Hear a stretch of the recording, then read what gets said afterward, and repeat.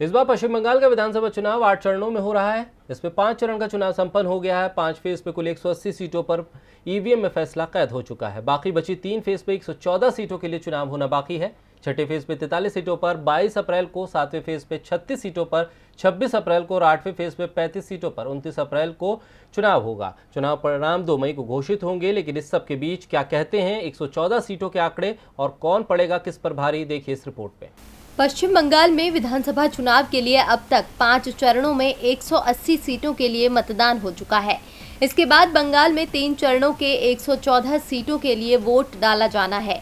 छठा phase 43 seat अप्रैल 22, 7वां phase 36 seat अप्रैल 26 और 8वां phase 35 seat अप्रैल 29 को होना है, जिसे लेकर अब लोगों के बीच ये सवाल जन्म लेने लगा है कि बचे 3 चरणों में किस पार्टी का पलड़ा भारी रहेगा।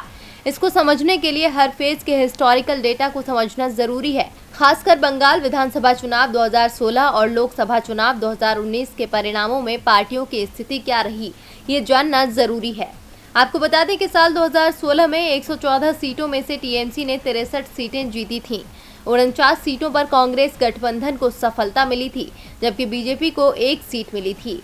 जबकि साल 2019 के लोकसभा चुनाव में टीएमसी को 59 सीटों पर बढ़त मिली थी और बीजेपी को 46 सीटों पर बढ़त मिली थी, जबकि कांग्रेस को 9 सीटों पर बढ़त मिली थी। दरअसल बची 114 सीटों पर मुस्लिम मतदाताओं की आबादी सबसे ज्यादा है, जिसमें सबसे ज्यादा समर्थन टीएमसी को प्राप्त है।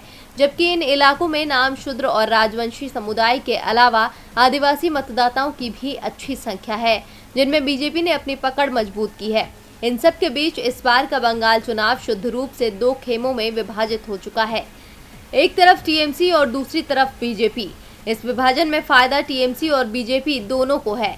आने वाला तीनों फेज दक्षिण बंगाल में है, जिसे ममता बनर्जी के टीएमसी का गढ़ माना जाता है। लेकिन पिछले कुछ सालों में बीजेपी ने इन इलाकों में अपनी अच्छी पैठ बनाई है, जिससे मामला कांटे का हो गया है। अब टीएमसी और बीजेपी के बीच जीतेगा कौन, इसका फैसला तो मई 2 को ही होगा। डीबी लाइव की रिपोर्ट।